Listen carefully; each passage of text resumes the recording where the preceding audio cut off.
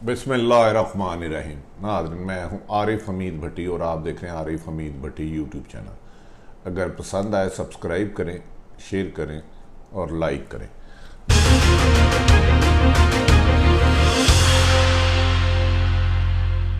नाज़रीन, पाकिस्तान में आज बजट पेश किया जा रहा है।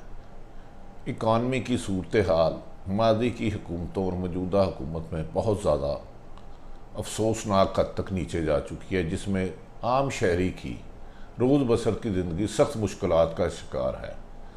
कहा जा रहा है कि इन हालात में IMF के दबाव के बावजूद वज़ीर आज़म पाकिस्तान इमरान खान ने हफीज़ शेख की रिकमेंडेशन के बावजूद आवाम दोस्त बजट लाने का फ़ैसला किया है। इसमें आम गरीब आदमियों पर ना कोई टैक्स लगाया जाएगा, ना इजाफी बोझ डाला जाएगा। इस सिलसिले में काबीना की आज मंजूरी भी दे दी गई है, जबकि IMF की कुछ रिक्वायरमेंट थी कि मज़ीद टैक्स लगाए जाएं और पाकिस्तान के आम शहरियों पर बोझ डाला जाए। इससे ये होगा कि इस मौके पर टैक्स ना डाल के जो आगे ही बदहाली का शिकार है माशियत, इसको थोड़ा सा खड़ा करने में मदद मिलेगी। और मज़ीद ये फ़ैसला किया जा रहा है सरकारी मुलाजमीन और दीगर किस तनख्वाहों में इजाफा किया जाए, और जो लोग बहुत ज़्यादा पैसे हैं, अशराफिया है जो इस मुल्क की, उन पर टैक्स, इनकम टैक्स का सिस्टम थोड़ा सा सख्त किया जाए ताकि अरबों रुपए कमाने वाले टैक्स भी दे। वज़ीर आज़म के इस फैसले के बाद आवाम के लिए ये बजट तो बेहतर होगा, लेकिन देखना ये है जो बजट पे फैसले किए जाते हैं उसके लिए इम्प्लीमेंट कराने के लिए सूबाई हुकूमतें किस हद तक इफेक्टिव साबित होती हैं। बेजा की बिजली की कीमत में इजाफा, अद्वियात की कीमत में इजाफा, आटा चीनी की कीमत में इजाफा, रोज़मर्रा अशिया की चीज़ों में इजाफा, इसका टास्क भी सूबाई हुकूमतों को दिया गया है कि वो अवाम को रिलीफ देने के लिए जो मुकर्रर किए गए हैं उससे ज़्यादा हरगिज़ दुकानदारों को ना लेने दें, और इस सिलसिले में होल सेल और मैन्युफैक्चर सब पर सख्ती की जाए। हो सकता है कि इसमें हुकूमत अगर कामयाब हो जाती है तो बेहतर फ़ैसला होगा, वरना हुकूमत की मुश्किलात में मज़ीद इजाफा होगा अगर इमरान खान साहब ने गुड गवर्नेंस को फोकस ना किया और जो वो फैसले PM हाउस में करते हैं उसके समरात आम शहरियों की दलीज पे ना पहुँचे। बहरहाल अपोजिशन का तो कहा जा रहा है कि इस बजट में शोर शराबा करेगी, कापियाँ फाड़ेगी और इसको अवाम दुश्मन करार देगी। तो हमारे ज़राए के मुताबिक इसको अवाम दोस्त बजट बनाने की हर मुमकिन कोशिशें की जा रही हैं, ताहम कुछ ही देर में इसके नताइज सामने आ जाएंगे।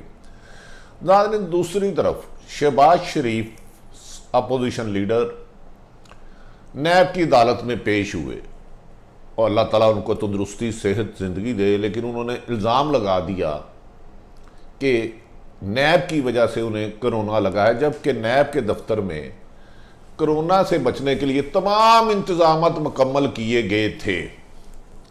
हर किस्म की हिफाजती तदाबीर अपनाई गई थी।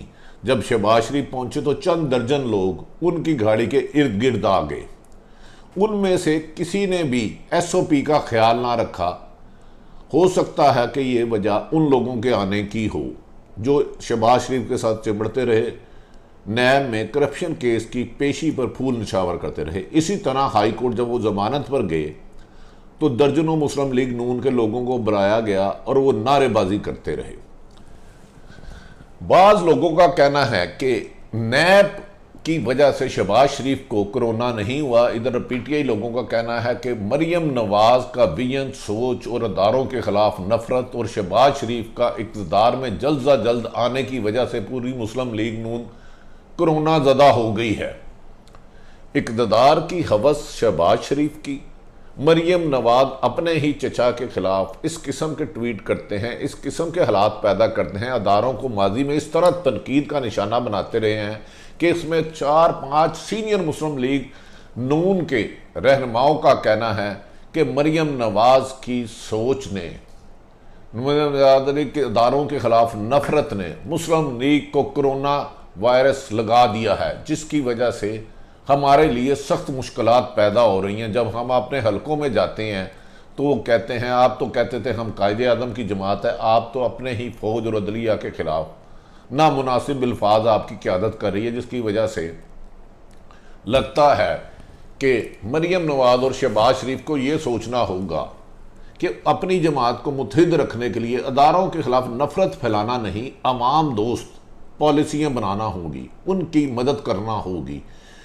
इस पूरे कोरोना वायरस में मुस्लिम लीग नून ने वैसे काम नहीं किया जैसे मुस्लिम लीग नून पाकिस्तान की बड़ी सियासी जमात है और उनको सहूलतें पहुँचाने के लिए वो इंतजामत कर सकती थी। अगर मुस्लिम लीग नून या कोई भी सियासी जमात वोटर लिस्ट हर घर में पहुँचा सकती है, गरीब मुस्तहिक लोगों को राशन और ज़रूरत की चीज़ें भी पहुँचाई जा सकती थी। अब मेरा ख्याल है शहबाज शरीफ आइंदा ये मुस्लिम लीग नून नहीं कहेगी कि नैब की वजह से शहबाज शरीफ को कोरोना हुआ है, इसहाक डार इससे पहले भाग चुके हैं, उस वक्त तो कोरोना आया नहीं था, वो वापस क्यों नहीं आ रहे। शाहिद हकान अब्बासी साहब को नैब ने नहीं बुलाया पिछले 1 महीने में, उन्हें भी कोरोना हो गया है, या सादक साहब को हो गया, एहसन इकबाल साहब को हो गया। लिहाजा सियासत में मुखालफत बराए मुखालफत के असूलों के चलना चाहिए। हाँ, ताहम हुकूमत को भी चाहिए एहतसाब का सिलसिला क्रॉस दी बोर्ड अकाउंटेबिलिटी करे। हर जिसने करप्शन किया वो कानून की गिरफ्त से बच ना सके और नाजायज़ किसी के साथ हो ना सके। इसी में पाकिस्तान की सियासतदानों का इमेज भी बेहतर होगा और आवाम के हालात भी बेहतर होंगे और सियासत पे लोगों का एतमाद बढ़ेगा। नाज़रीन, तीसरी तरफ बड़ी अहम खबर है, पाकिस्तान में इस वक्त कोरोना वायरस बड़ी तेज़ी से फैल रहा है। इसकी रेशो माजी की निस्बत बहुत तेज़ी से फैल रही है। सरकारी हस्पतालों में जगह है ही नहीं। एक पेशेंट को लेके उसके घर वाले, फैमिली वाले 2-4 हस्पताल में जाते हैं, जगह नहीं। और दूसरी तरफ प्राइवेट हस्पतालों ने लुटेरापना की इंतहा कर दी है। अगर कोरोना का पेशेंट किसी एक प्राइवेट अस्पताल में पहुंच जाता है और उसकी हालत ख़राब होती है, 1.5 से 2 लाख रुपया रोजाना तकरीबन कमो बेशतर उसका खर्चा आता है। कम से कम हुकूमत प्राइवेट हस्पतालों को तो अपनी तवील में ले सकती है, लेबॉर्ट्रियों को लेके नो प्रॉफिट नो लॉस पे टेस्ट की हिकमत अमली तो दे सकती है। नाजरीन, इसके लिए बहुत ज़रूरी है कि हम सब हुकूमत की तरफ देखने की बजाय अपनी अपनी किरदार अदा करें जिसमें अवाम को रिलीफ हो। मेडिसिन की कीमतें आम दुकानदार और होलसेलर बढ़ा रहा है, मैन्युफैक्चर बढ़ा रहा है, फल फ्रूट की कीमतें बढ़ाई जा रही हैं, आटा जिसकी कीमत दिन ब दिन रोज़ आसमानों पे जा रही है वो रोटी 12 रुपए की हो गई है। इन हालात में हुकूमत को ये सोचना होगा कि जो वो पॉलिसियाँ बना रही हैं, अगर वो पॉलिसियाँ सिर्फ प्रेस कॉन्फ्रेंस और प्रेस टॉक तक है और अवाम तक समरात नहीं मिलते तो वो अपने और अवाम के दरमियान फासले पैदा कर रहे हैं।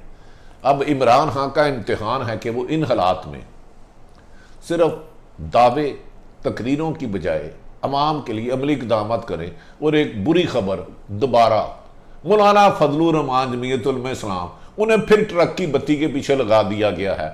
पहले उनको कहा गया था कि आप फौरी तौर पर इस्लामाबाद धरना दें, हम आपको हुकूमत में हिस्सा देंगे। उसके बाद उनका नाकाम धरना हुआ, लोग खासे गए, लेकिन उन्होंने 1 महीने बाद हुकूमत के ख़त्म होने का दावा किया, लेकिन उस दावे पर अमल नहीं हो सका। अब कहा जा रहा है बाद अहम मुलाकातें और सियासी जमातों ने मिलकर मौजूदा हुकूमत के खिलाफ हिकमत अमली बनाते हुए इसको हुकूमत को लिए मुश्किलात पैदा करने के लिए हिकमत अमली बनाई है। ताहम जो जिम्मेदार ज़राए हैं, गैर जानिबदार हैं, जो अच्छे सोर्सेज हैं, उनका कहना है मौजूदा हुकूमत को फ़िलहाल कोई ख़तरा नहीं। ताहम अगर वज़ीर आज़म ने गुड गवर्नेंस, बिजली पेट्रोल की कीमतें कम हुई, गैस की अगर कम हुई, आटा चीनी पे बहरान पर कमेटियाँ बनाई, इनके नताइज अवाम तक समरात ना आए, लोगों को रोज़गार की अशिया मुनासिब कीमतों पर ना मिली और लॉकडाउन ज़्यादा सख्त होने से बेरोज़गारी के बहुत ज़्यादा फैल जाने का ख़तरा है। इस लॉकडाउन को बहालत मजबूरी सख्त तो किया जाए, लेकिन उससे पहले जो रोज़मर्रा 2 वक्त की रोटी नहीं खा सकते उन तक राशन और ज़रूरियात ज़िंदगी की चीज़ें पहुँचाना ज़रूरी है। ये बेसिकली हुकूमत की जिम्मेदारी है, क्योंकि अपोजिशन जमातें कोई प्रोटेस्ट की हिम्मत नहीं रखती, लेकिन भूख की वजह से अगर कोई सड़क पे आया तो कोई भी नहीं रोक सकेगा। वो तूफ़ान खौफनाक होगा, हमें उस वक्त से डरना चाहिए। नाज़रीन, आरिफ हमीद भट्टी की ये गुफ्तगू आपको पसंद आए तो आरिफ हमीद भट्टी का चैनल सब्सक्राइब करें, लाइक करें, इसे शेयर करें। नाज़रीन, अपने इर्द गिर्द रहने वालों की खुशियों का बायस बने, किसी को मुश्किल देने की बजाय उसकी ज़रूरत में काम आकर उसकी खुशी का बायस बने। पाकिस्तान जिंदाबाद।